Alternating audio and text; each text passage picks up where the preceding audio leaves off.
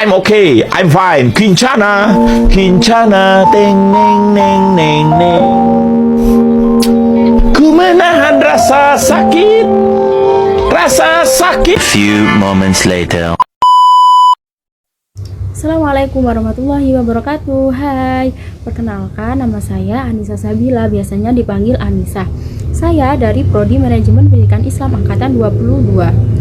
Saya dari kelompok 8, yaitu kelompok Raden Umar Said dari dampingan Kak Nabil.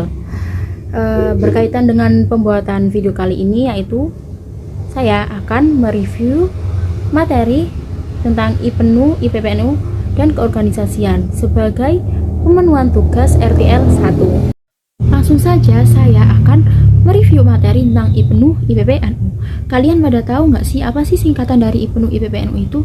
Jadi singkatan dari IPNU yaitu Ikatan Pelajar Nahdlatul Ulama, sedangkan yang IPPNU yaitu Ikatan Pelajar Putri Nahdlatul Ulama.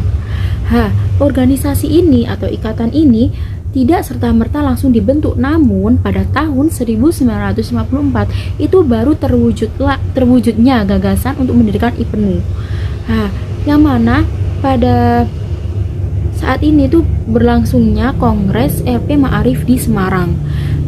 Setelah itu, kongres tersebut menerima gagasan secara bulat dan mufakat.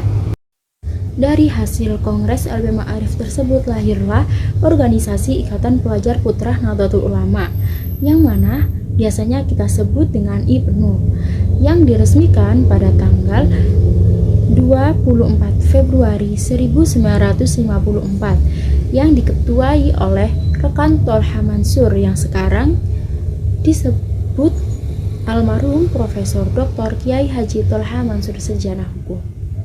Sedangkan IPPNU ini lahir setelah setahun kelahiran IPNU, yaitu Ikatan Pelajar Nahdlatul Ulama, yang mana bertepatan pada tanggal 2 Maret 1954, yang diketuai oleh rekan Nita Umroh Mahfudhoh, yang sekarang yaitu almarhum Dr.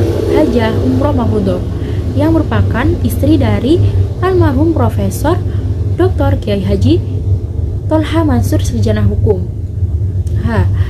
Awal mula IPNU IPPNU ini itu berpusat di Yogyakarta, namun pada tahun 1966 ini pindah di Jakarta.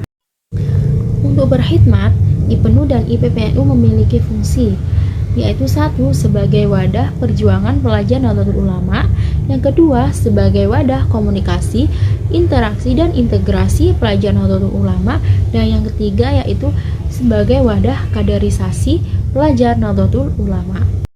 Arti lambang IPNU berbentuk bulat, artinya kontinu atau terus menerus. Sedangkan yang bintang besar satu itu artinya Nabi Muhammad. Yang 4 bintang kanan kiri itu Khulafaur Rasyidin. Kemudian yang bawah itu 4 madhab, yaitu madhab Syafi'i, Hambali, Maliki, Hanafi.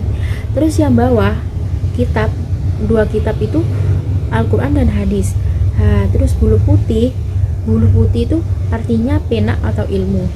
Kemudian beristilahnya bulu putih itu perpaduan antara agama dan umum. 6 sirip itu memiliki arti rukun iman. Kemudian 3 titik antara IPNU itu iman, Islam, ihsan. Kemudian sudut bintang itu artinya rukun Islam. Setelah menjelaskan lambang IPNU, sekarang yaitu menjelaskan lambang IPPNU. Berbentuk segitiga karena memiliki arti iman, Islam, ihsan. Terus dua garis tepi itu 2 kalimat syahadat. Terus berwarna hijau memiliki arti kebenaran, berwarna putih memiliki arti suci, berwarna kuning berarti hikmah yang tinggi. Bintang yang besar itu Nabi Muhammad, kemudian bawahnya 4 itu Khulafaur Rasyidin, bawahnya lagi 4 itu 4 madhab. Yang buku 2 berdempetan itu Al-Quran dan Al-Hadis.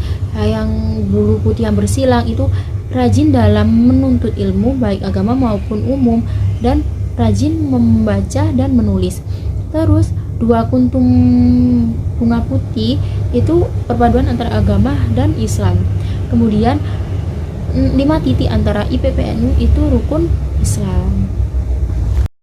memasuki review materi yang kedua, yaitu tentang keorganisasian. Kalian tahu nggak apa yang dimaksud dengan organisasi?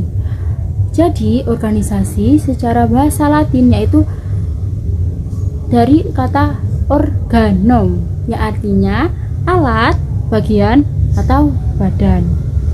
Nah, sedangkan menurut istilah, organisasi merupakan wadah sebagai tempat berproses dalam bentuk kerjasama antara satu individu dengan individu yang lain atau kelompok satu dengan kelompok yang lain untuk tercapainya tujuan yang telah ditentukan.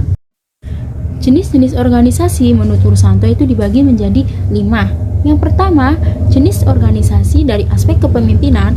Yang kedua, jenis organisasi dari aspek keresmian. Yang ketiga, jenis organisasi dari aspek tujuan. Yang keempat, jenis organisasi dari aspek kewilayahan. Serta yang terakhir yaitu yang kelima, jenis organisasi dari aspek kebutuhan sosial. Unsur organisasi terdiri dari 5. Yang pertama, man artinya manusia. Yang kedua, kerjasama. Yang ketiga, tujuan. Yang keempat, peralatan atau equipment. Yang kelima, lingkungan atau environment. Sekian review materi dari saya. Apabila ada salah kata atau salah pemahaman dari saya mohon maaf yang sebesar-besarnya karena minimnya ilmu yang saya punya. Sekian dari saya. Wassalamualaikum warahmatullahi wabarakatuh.